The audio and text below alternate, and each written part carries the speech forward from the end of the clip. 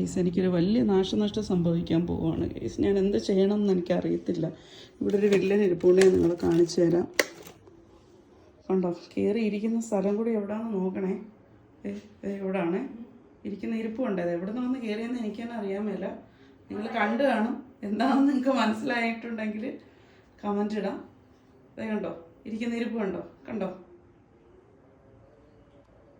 Okay, ഇത് ചാടുമ്പോൾ ഉണ്ടാകുന്ന നാശനഷ്ടങ്ങൾ ഒന്നി ആ ചെടിച്ചട്ടി മുകളിൽ നിന്ന് പകുതി വരെ തള്ളി വെച്ചിട്ടുണ്ട്.